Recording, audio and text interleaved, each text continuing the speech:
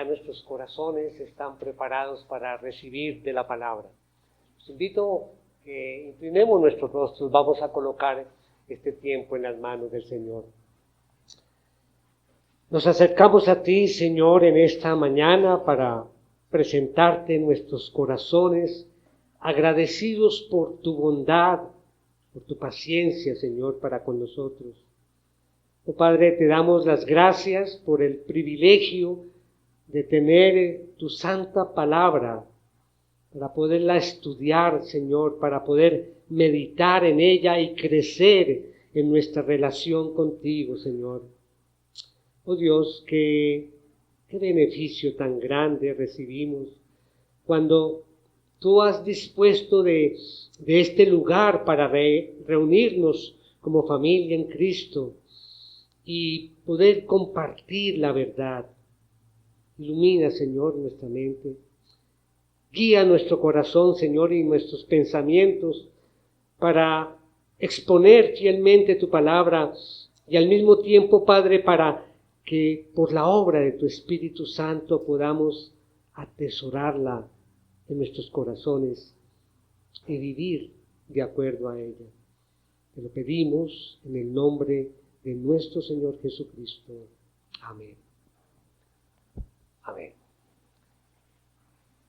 Permítanme, mis hermanos, comenzar este mensaje compartiendo una cita de un comentarista bíblico. Obviamente esta cita es punto fundamental del mensaje que voy a compartir en esta mañana con ustedes.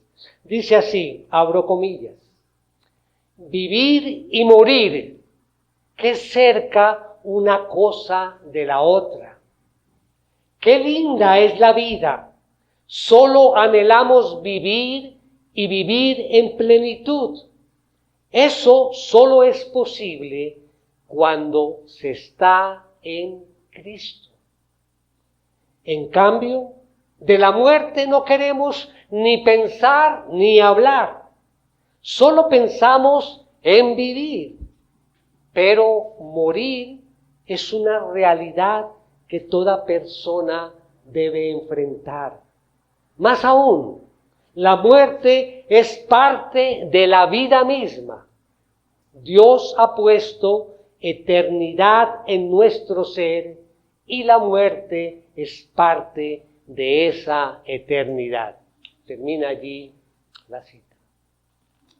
Bien, mis hermanos, si algún hombre alguna vez vivió una vida de compromiso con el Señor Jesucristo, ese fue el apóstol Pablo.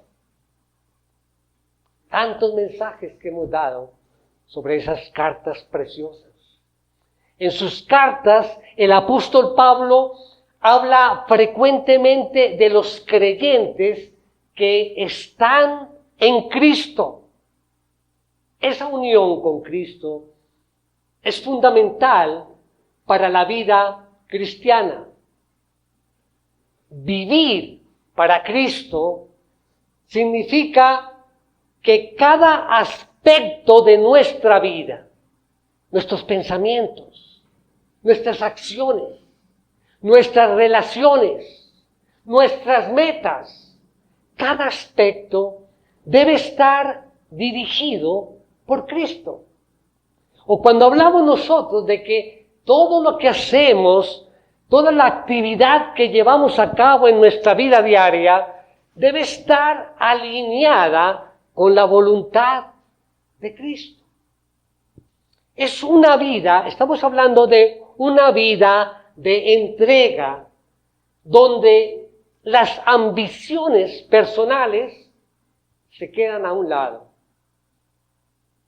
¿Para qué? Para centrarnos en Cristo, y esto es lo que transforma nuestra vida. La vida del creyente depende de cómo estemos alineados con la voluntad de Cristo. Con esta introducción, los invito entonces a que me acompañen en sus Biblias a mirar el mensaje o la porción bíblica que sustenta el mensaje que voy a compartir con ustedes en esta mañana. Por supuesto, hablamos de una de las cartas del apóstol Pablo, en este caso, la carta a la iglesia de Filipo. Allí, en el capítulo 1, vamos a leer allí solamente 2 versículos, el 20 y el 21. Dice así la palabra de Dios: conforme a mi anhelo y esperanza de que en nada seré avergonzado, sino que con toda confianza, aún ahora, como siempre, Cristo será exaltado en mi cuerpo, ya sea por vida o por muerte.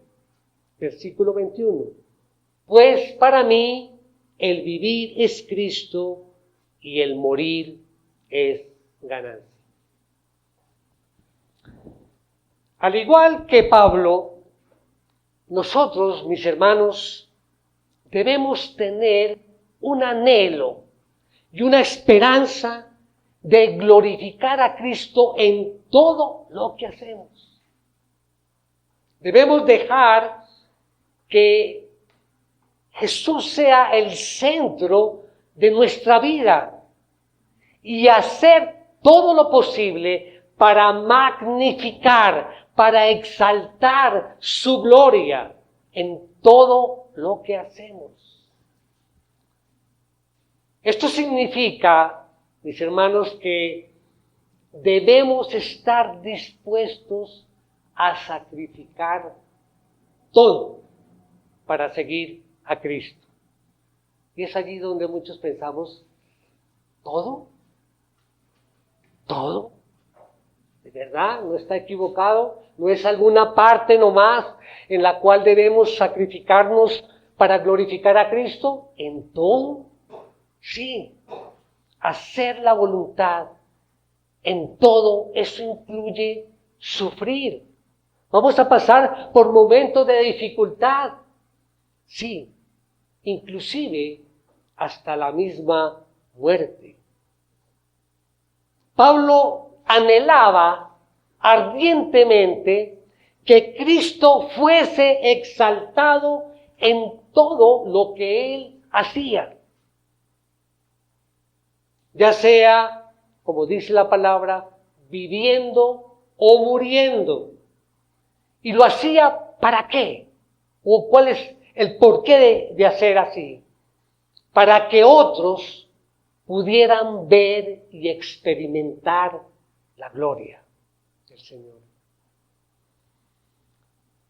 Con esto en mente vamos a ver en este mensaje 3 puntos. O sea, vamos a tomar estos 2 versículos y vamos a dividirlo en 3 puntos. Ahí tienen sus hojitas, ahí están para llenarlas.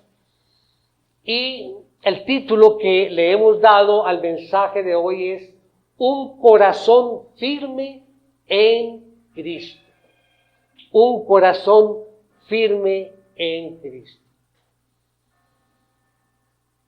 Nosotros, todos nuestros mensajes tienen una idea principal. Esa idea principal es una frase que trata de cubrir el tema que estamos tratando. Y lo hacemos con el objetivo de que si por lo menos tenemos presente esta idea principal, cuando salgamos, vamos a recordar los puntos específicos del mensaje. La idea principal del mensaje esta mañana es la siguiente. Todo en nuestra vida debe apuntar a exaltar a Cristo, pues en la vida y en la muerte Él es nuestra ganancia. Vamos al primer punto. Primer punto, una gran expectativa y esperanza. Volvamos a nuestro texto, versículo 20.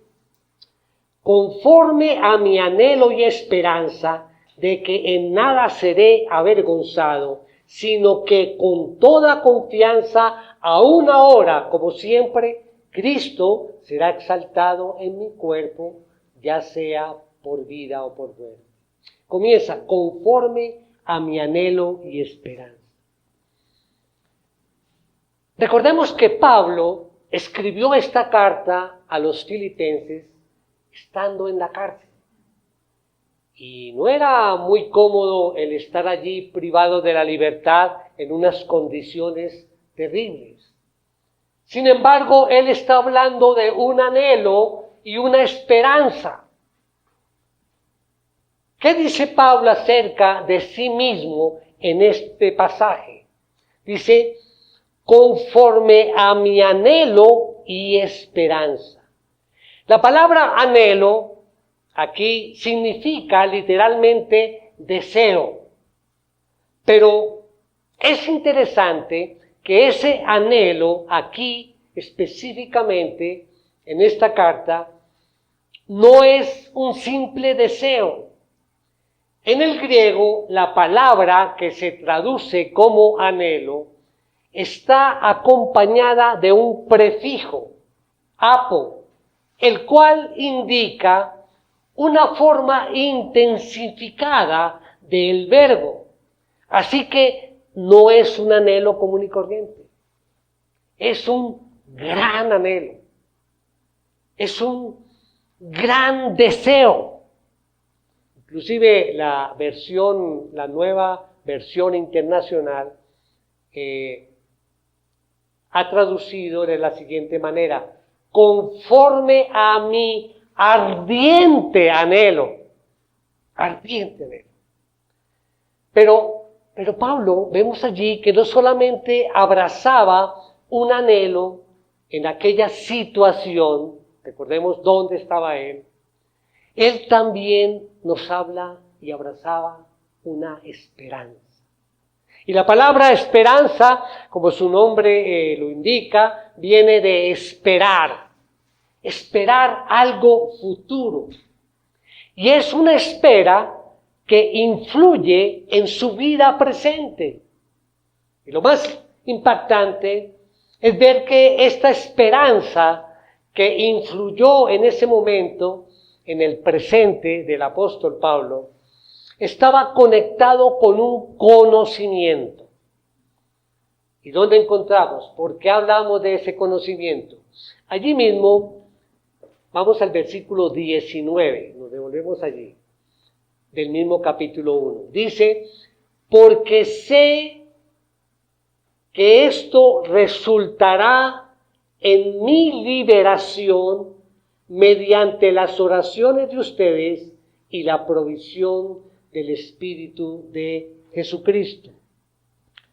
Mire, cuando dice allí, sé que esto, ¿a qué se refiere?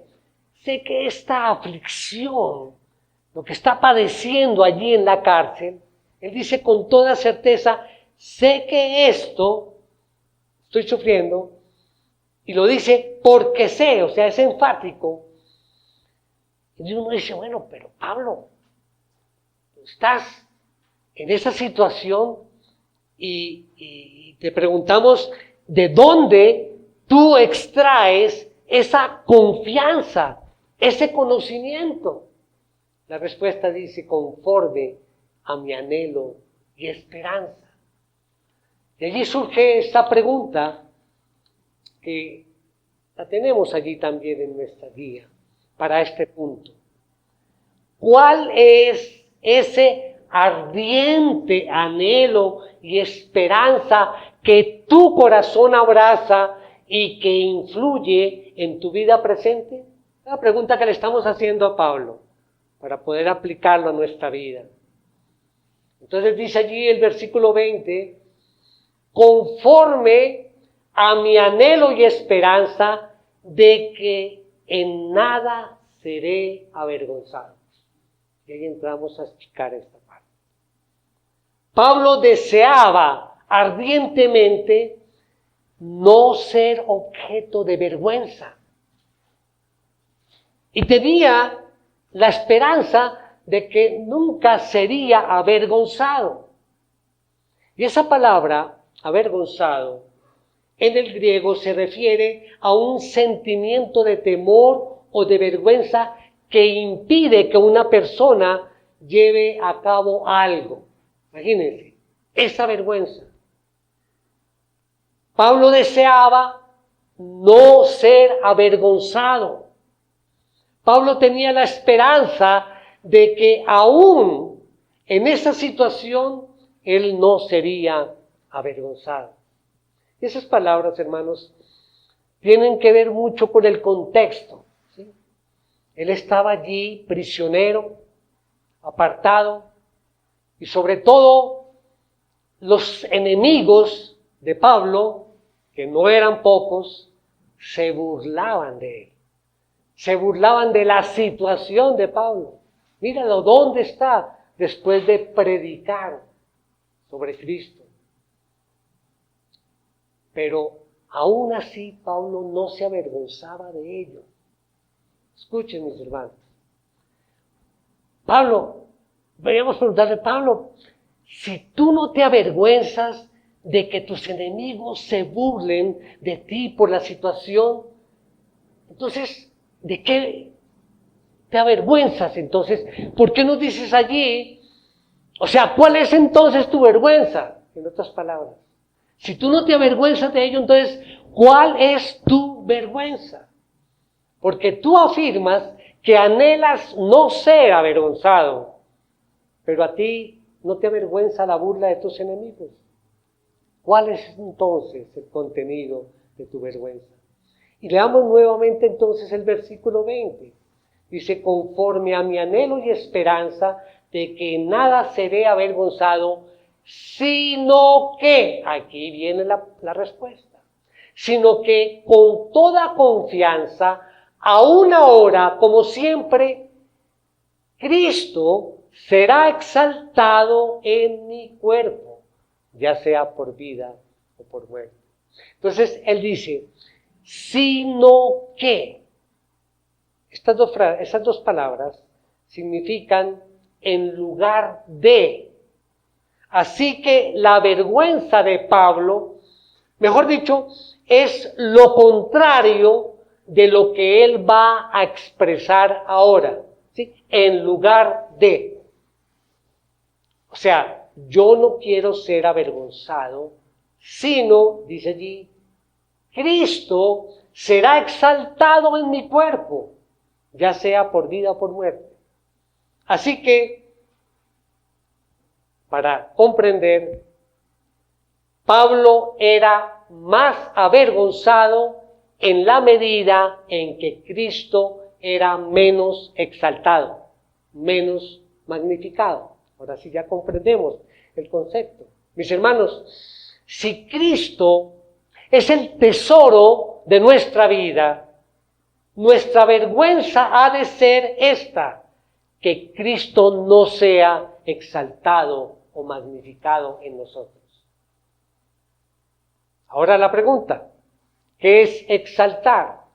Pero pregunto, ¿quedó claro por qué habla Pablo de esa vergüenza, que él no quiere ser avergonzado? Bien, la palabra magnificar, estamos hablando de exaltar, magnificar, en griego significa primariamente o literalmente exaltar o hacer que algo se vea grande. De hecho, en la versión Reina Valera de 1862 y la de 1909, traduce como engrandecido, engrandecido. Será Cristo engrandecido en mi cuerpo. Entonces, para que no perdamos el hilo, ¿qué significa magnificar? Significa exaltar, significa engrandecer. Y una ilustración que es perfecta para este tema Pues es una ilustración que he usado en otras oportunidades, la conocemos, quizás todos la conozcan. Es la del telescopio, ¿verdad? Esta es una buena ilustración de lo que significa magnificar a Cristo.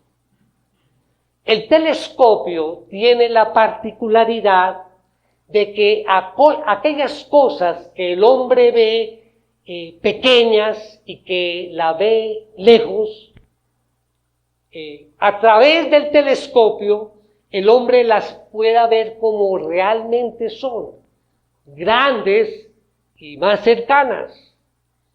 Por ejemplo, la luna. Cuando nosotros observamos la luna, ¿de qué tamaño la vemos desde aquí, no? Más o menos así.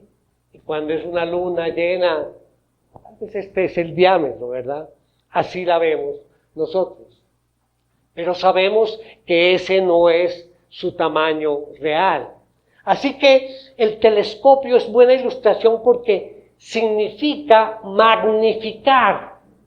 Y cuando estamos hablando de magnificar a Cristo, pues es allí donde vemos la grandeza. Vemos a Cristo más grande, más como Él es y más cerca. Dice el pastor John Piper, ese lo menciono en varios de los mensajes, tiene muchas observaciones, es muy estudioso y muchos libros. Y él dice, magnificar a Cristo significa mostrar al mundo la magnitud de su valor. Repetimos. Magnificar a Cristo significa mostrar al mundo la magnitud de su valor. Entonces, conectemos todo esto que hemos dicho. Pablo anhelaba ardientemente ser un telescopio. Pablo anhelaba ardientemente que Cristo, quien es infinito, quien es trascendente, quien es santo, quien es sabio, quien es justo, quien es amoroso, es algo grande, grande. Pero el hombre lo ve pequeño por causa de su pecado. Y además lo ve lejos. Pablo anhelaba que por medio de sus palabras y de sus obras el hombre pudiera ver que realmente Cristo es grande y que está cerca, más cerca de lo que pensamos, de lo que podemos imaginar. Así que no usar su vida para que Cristo fuese visto de esa manera era para Pablo una vergüenza. Ya encajamos entonces lo que nos dice la palabra sobre la vergüenza que Pablo no quería sentir. Y mis hermanos, deberá ser para nosotros también nuestra vergüenza no usar nuestras vidas para que Cristo sea visto como lo que Él es. Y recordemos esto, mis hermanos, deberíamos ser cada uno de nosotros telescopios. Por eso la ilustración está acorde a esta verdad. Ahora bien, continuando con el texto, viene una pregunta. ¿Cuál era el instrumento usado por Pablo para que Cristo fuese exaltado o fuese magnificado en él? ¿Cuál era ese instrumento? Volvemos otra vez al versículo 20, la segunda parte. Dice, sino que con toda confianza, aún ahora, como siempre, Cristo será exaltado en mi cuerpo, ya sea por vida o por muerte. Pablo dice entonces que el instrumento es su cuerpo, el cuerpo. Y el cuerpo es un instrumento de la vida Y en muchas ocasiones la Biblia utiliza la palabra cuerpo como una figura para referirse a la totalidad del hombre, a todo el ser. Vemos allí en Romanos 12:1. Dice, por tanto, hermanos, les ruego por la misericordia de Dios que presenten sus cuerpos como sacrificio vivo y santo, aceptable a Dios, que es el culto racional de ustedes. Ahí la palabra cuerpo también significa la totalidad del ser. Así que, ¿cuál era la vergüenza de Pablo? Que Cristo no fuera exaltado o magnificado. ¿Y cuál era su gloria? Su gloria era usar su mente, sus afectos, su voluntad, para que el mundo pudiera ver la magnitud del valor de Cristo. Ahora algo interesante, leemos allí, dice que Cristo será exaltado en mi cuerpo, allí en el versículo 20, ya sea por vida o por muerte. Entonces vamos al punto número 2. Un gran compromiso en la vida. Entonces vamos a hablar primero, cuando dice Pablo, por vida o por muerte. Primero vamos por la vida. Un gran compromiso en la vida. Recordemos la idea principal de nuestro mensaje. Todo en nuestra vida debe apuntar a exaltar a Cristo, pues en la vida y en la muerte Él es nuestra ganancia. Y ya que Jesús es nuestro tesoro, nuestro anhelo y nuestra esperanza, ¿estamos de acuerdo en eso, verdad? Todos. Es de suma importancia para nosotros que Él sea exaltado, magnificado en nuestra vida. Así que tenemos que saber qué significa esto de Cristo magnificado en mi vida. Y viene la pregunta que también tenemos allí en la guía, y es esta: ¿cómo Cristo puede ser visto como realmente Él es, grande y cercano, por medio de mi vida? ¿Cómo puede ser visto? Y la respuesta, obviamente, está allí en este pasaje. ¿Cómo Cristo es exaltado por vida? Y miren el versículo 21, lo que nos dice. Pues para mí, el vivir es Cristo. Paremos allí porque estamos hablando en el punto de la vida. Pues para mí, el vivir es Cristo. Así que nosotros exaltamos el nombre de Cristo cuando nuestro vivir es Cristo. Y bueno, ¿y qué es el vivir para Pablo? Bueno, para Pablo el vivir no era comer, beber, dormir, levantarse. No, eso es una visión de la realidad muy corta, muy vacía, diría yo, muy conformista de la vida. Para Pablo era más que eso. Para Pablo la vida era aquello por lo cual él vivía y para lo cual él vivía. Es decir, Cristo mismo. ¿Qué dice Pablo acerca de lo que es vivir? Para mí, el vivir es Cristo. Todo lo que Pablo anhelaba estaba en Cristo.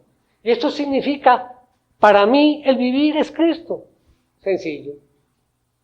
Desde el mismo momento, mis hermanos, que Pablo conoció a Jesús, lo demás quedó atrás, lo demás palideció de insignificancia. Dice allí en Filipenses 3:8, o sea, un poco más adelantico, 3:8, nos dice: y aún más, yo estimo como pérdida todas las cosas en vista del incomparable valor de conocer a Cristo Jesús, mi Señor. Por Él lo he perdido todo y lo considero como basura a fin de ganar a Cristo. Completo, a fin de ganar. Verdaderamente Pablo era un hombre que estaba satisfecho en Dios y por esa razón él estaba tranquilo a pesar de la situación por la que estaba pasando. Mis hermanos, los invito a que vivamos en Cristo, meditemos en Él y pidámosle cada día a Dios que el Espíritu Santo abra nuestros ojos para poder ver su gloria cada día. Podamos decir, nuestro vivir es Cristo. Y no solamente cuando experimentamos a Cristo como nuestra mayor satisfacción, sino también cuando nosotros usamos toda nuestra mente, nuestro corazón, todas nuestras fuerzas para que otros hallen en Dios esa satisfacción. Eso quiere decir que seamos testimonio de Cristo en nosotros. Que cada actitud, cada palabra, cada pensamiento, donde sea, en el trabajo, en el estudio, en la vida o en la reunión social, que reflejemos el carácter de Jesús en cada actividad. Eso es lo que nos invita. Eso es decir, yo estoy en Cristo. Y en ese momento, en cada situación, en cada escenario de la vida, vamos a exaltarlo a Él. Y al exaltarlo a Él, vamos a transmitir para las personas que nos rodean un testimonio de lo que es Cristo, de lo grande y cercano que Él está. Pero aquí vemos también un gran dilema. Miremos allí, estamos en Filipenses 1. Pero vamos a ver los versículos 22 para explicar esto. Dice, mira el versículo 22 lo que dice, porque de ambos lados, ¿sí?, me siento apremiado, teniendo el deseo de partir y estar con Cristo, pues eso es mucho mejor. Miremos este dilema en la que está Pablo en este momento. Pablo dice explícitamente de seguir con vida. Él estaba en la cárcel y ya tenía sus años, ¿no? Y además él ya sabía que iba a ser ejecutado allá por orden. Y él dice, bueno, voy a seguir con vida. Y el seguir con vida representa para mí un beneficio, porque él va a seguir o va a tener la oportunidad de seguir predicando el Evangelio. Y el beneficio era tan grande que él decía, yo no sé entonces qué escoger. Si seguir con vida para predicar el Evangelio o morir para estar ya en la presencia con Cristo. Dice el versículo 24. Sin embargo, continuar en la carne es más necesario por causa de ustedes. Por causa de ustedes. Decía, si tengo el chance de seguir viviendo, pues tengo la oportunidad de seguir compartiendo el Evangelio. Y lo hago por ustedes, para que conozcan al Señor. Y dice el versículo 25, y convencido de esto, sé que permaneceré y continuaré con todos ustedes para su progreso y gozo en la fe. Pablo estaba totalmente convencido de que tenía esa esperanza de que iba a permanecer unos pocos días o algún tiempo más. ¿Y para qué? Para usar todo su ser, toda su mente, todo su corazón y su voluntad para el progreso y el gozo de la fe de ellos. Así que, como hemos dicho, no solamente magnificamos a Cristo cuando lo experimentamos nosotros a Él como nuestra mayor satisfacción, sino también cuando usamos todo nuestro ser para que otros hallen el gozo en Él. Eso es vivir para Cristo. Y esto nos lleva al tercer punto. Ya hablamos entonces de un gran compromiso en la vida, ahora vamos a ver un gran compromiso en la muerte. Recordemos nuestra idea principal. Todo en nuestra vida debe apuntar a exaltar a Cristo, pues en la vida y en la muerte Él es nuestra ganancia. Si la vida es entregada a Cristo y se vive para su gloria, la muerte no es una amenaza, ni hay que tenerle miedo. Viene la pregunta para desarrollar en este punto: ¿cómo morir de tal manera que yo pueda mostrar al mundo el valor de Cristo? Y la respuesta la encontramos allí, en el versículo 21. Pues para mí el vivir es Cristo y el morir es ganancia. Para Pablo el morir era ganancia. Muchos dirán del mundo, bueno, pero eso es como absurdo, ¿sí? El morir, una ganancia. Morir es una pérdida, se está perdiendo la vida. Algunos han llegado al extremo de decir, no me hable de eso, yo no quiero pensar en la muerte. El hombre sin Cristo duda sobre la muerte o tiene serios problemas. Y dice, no, lo mejor es no pensar en ello. Pero no importa cuánto dejen de pensar en la muerte les va a llegar. A todos nos va a llegar. ¿Pero por qué temen a la muerte? ¿Por qué razón? Bueno, hay veces por temor a lo desconocido. Hay veces que el temor a la muerte viene por la misma conciencia de la persona que le dice que no sé qué va a pasar después de la muerte, pero yo presiento que no es algo bueno. Entonces, la conciencia allí, por ellos no tratan de hablar de este tema. Pero muchas veces el temor a la muerte viene porque el tesoro de ellos está en esta vida. Y la muerte significa para ellos una amenaza, la amenaza de perder lo que ellos más atesoran. Por eso tienen miedo a perder lo que han conseguido materialmente en este mundo. Pero ¿saben algo? Pues obviamente no era el caso del apóstol Pablo. Y pues no es el caso de ningún verdadero creyente. Para Pablo, la muerte era ganancia. ¿Por qué? Porque su tesoro no estaba aquí.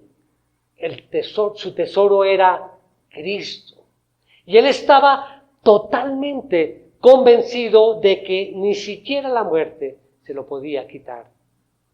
Así que, mis hermanos, cuando nosotros consideramos la muerte como ganancia, le estamos diciendo al mundo que nuestro tesoro, Jesucristo, es más valioso aún más que nuestra propia vida. Y esto suena bonito, ¿verdad? Todos dirán, en teoría suena bonito, pero qué difícil, ¿no? Y siempre hay algo internamente que dice, llevar esto a la práctica, no creo, es difícil. Pero permítanme compartirles algunas personas que tomaron su muerte como ganancia. Eso es lo que significa estar verdaderamente con Cristo.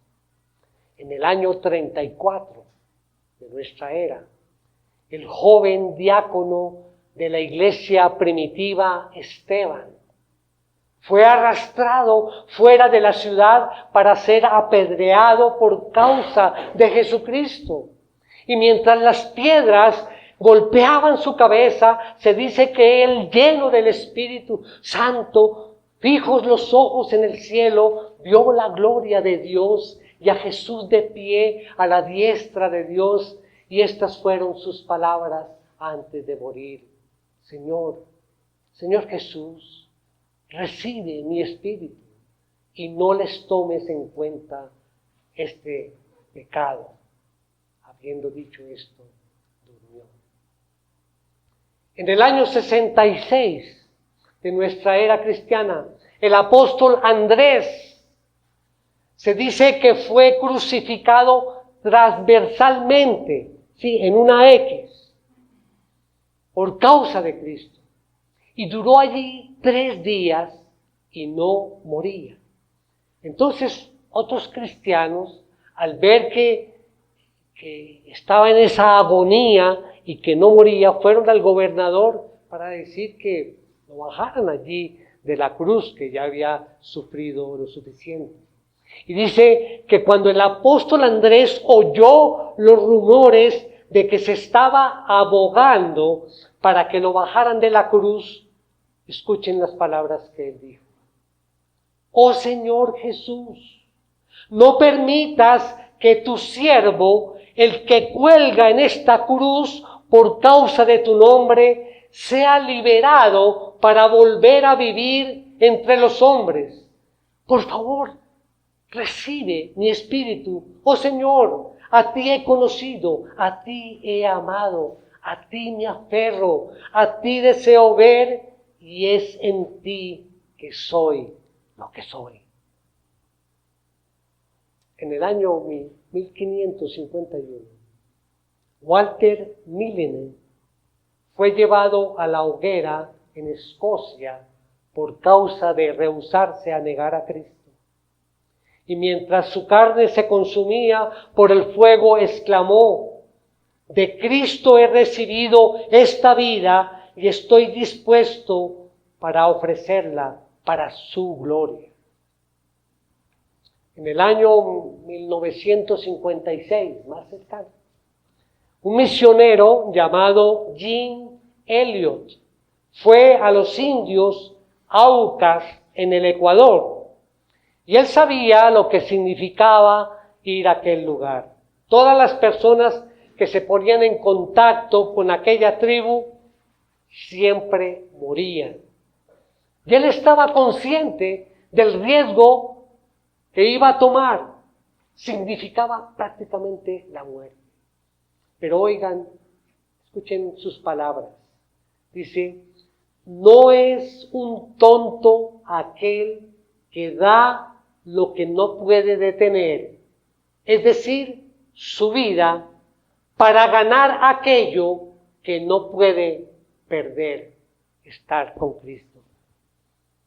Y impacta esa historia, yo creo que algunos la han escuchado, porque él sabía que lo iban a matar, pero él estaba armado y él pudo haberse defendido de los indios cuando vinieron a matarlo.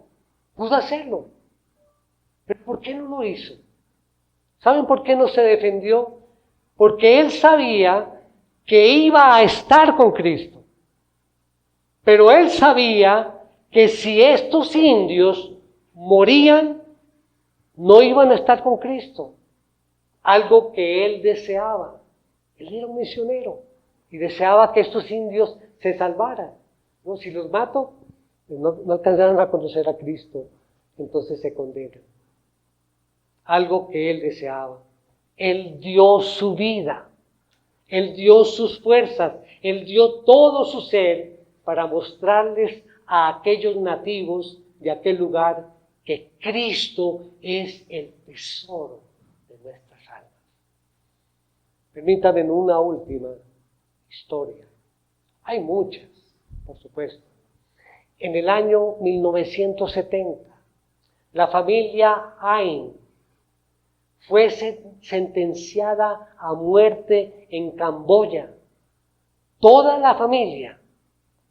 El hijo menor, lleno de temor, salió huyendo del lugar. Su padre corrió tras él y cuando lo alcanzó, le dijo las siguientes palabras: piensa, hijo mío, ¿se podrá comparar algunos días más en esta vida con el unirte a tu familia alrededor de esta tumba y ser libre para siempre en el paraíso con Jesucristo? Ante tales palabras, toda la familia entregó su vida a Cristo. Ellos magnificaron el nombre de Cristo en su muerte. Muchas personas dirán, cuando comentamos o leen estas historias de estos misioneros, no, es que eran fanáticos. Esta gente era muy fanática. Estaban locos, sí locos por Jesús. Y no están diciendo que ellos tenían un tesoro que ni siquiera la muerte se los podía quitar. Ahora ellos disfrutan de aquel tesoro. Y ellos están allí tan alegres, llenos de felicidad frente a Cristo, viviendo y disfrutando de su gloria. Esa imagen que podemos proyectar cuando estemos allí en la eternidad, disfrutando de Él.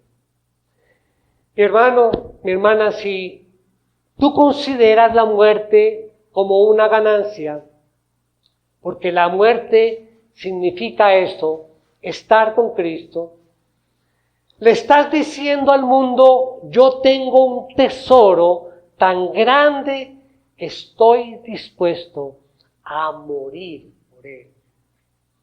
De Romanos 8, 38, 39, dice Pablo: porque estoy convencido de que ni la muerte, ni la vida, ni ángeles, ni principados, ni lo presente, ni lo porvenir, ni los poderes, ni lo alto, ni lo profundo, ni ninguna otra cosa creada nos podrá separar del amor de Dios que es en Cristo Jesús, Señor nuestro.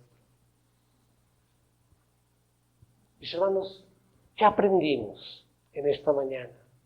¿Qué aprendemos de todo esto? Un gran ejemplo nos dejó el apóstol Pablo. Pablo entendía muy bien que la riqueza, el poder, la influencia, las posesiones, el prestigio, la posición social, el éxito profesional o económico y todo lo demás son cosas pasajeras. Muchos reconocían esta verdad, pero pocos vivían como si fuera cierta. Pocos pueden decir con la misma franqueza de Pablo: para mí el vivir es Cristo y el morir es ganancia. La vida entera del apóstol Pablo estaba rendida a su Señor y Salvador. Él confiaba, amaba, servía, testificaba y en todo se consagraba y dependía de Él. Su única esperanza, su único propósito, la sola razón para vivir era Cristo. Él hizo viajes misioneros por Cristo. Él predicó por Cristo y fue perseguido y encarcelado por Cristo. Al final moriría por Cristo. Pero incluso la muerte, por la prodigiosa gracia de Dios, era en definitiva ganancia, una ganancia eterna para Pablo. Mis hermanos, siempre recordemos que nuestra vida no se mide por lo que conseguimos, sino por cómo glorificamos a Jesús en cada momento. La valentía de Pablo nos invita a vivir con propósito, permitiendo que Cristo brille a través de nosotros, sin importar las circunstancias que tengamos que enfrentar. Que en nuestro día a día busquemos magnificar su nombre, transformando cada esfuerzo y sacrificio en una ofrenda de adoración. Amén. Miremos nuestro rostro, vamos a orar. Te damos gracias, Señor, por tu palabra. Esta palabra que nos desafía y nos anima a vivir para exaltar a Cristo. Te pedimos, Señor, que nos ayudes a tener nuestros ojos fijos en Él. Que al enfrentar las dificultades de la vida podamos vivir con el firme propósito de glorificarle a Él. Ayúdanos, Señor, a que nuestras vidas reflejen la entrega total a ti, Señor, y que vivamos en obediencia, sabiendo que tú nos guías con sabiduría, con amor. Que tu Espíritu Santo, Señor, continúe hablando a nuestros corazones, transformándonos y dirigiéndonos en tu voluntad. Te lo pedimos en el nombre de nuestro Señor Jesucristo. Amén.